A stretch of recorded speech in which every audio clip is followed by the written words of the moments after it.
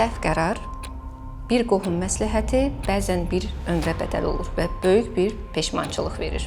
Dərmanını kəsərək uşağının həyatının itirilməsinə səbəb oldu.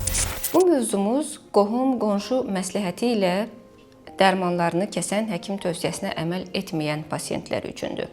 Və sizə bu videoda pasiyentlə söhbətimizdən olan bir hissəni onun icazəsi ilə təqdim edəcəyik. Gəldi dedik ki, qarnımanı yazıb ürəyinə görə çıxmış və ürəyini təsir edir.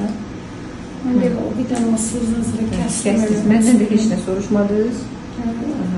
Gəldi 36-cı həftədə də uşağın ürəyi dayandı.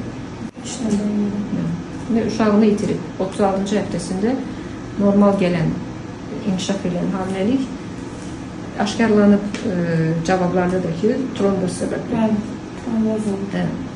Tromb səbəbli qidalana bilməyib, içməyib həmin o qandırıldıcı dərmanını. Çünki biz onu sizə müəyyən səbəblərə görə səbəb var idi vermişdik.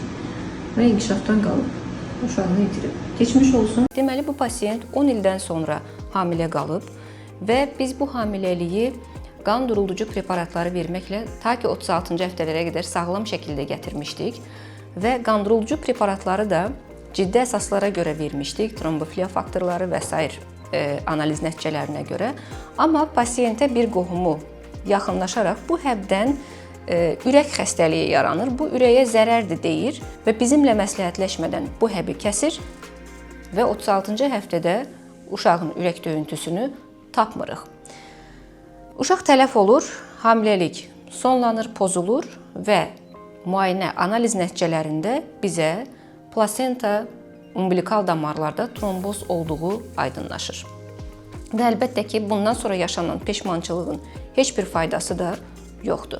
Ona görə dəyərli qadınlar, dəyərli hamilələr, əgər siz həkimə gəlirsinizsə və sizə dərman təyin olunursa, lütfən həkiminizin təyin etdiyi dərmanları qonum-qonşunun, qohum-əqrabanın, tibb bacılarının, əczaçıların və s. tövsiyəsi ilə kəsməyin, artırmayın, azaltmayın, belə şeylərə yol verməyin.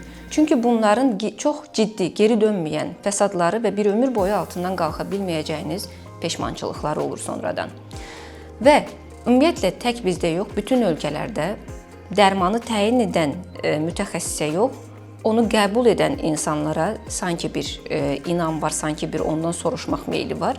Soruşa bilərsiniz, bölüşə də bilərsiniz, amma qətiyyən ətrafın tövsiyəsinə qulaq asmayın, həkimin tövsiyəsi ilə gedin.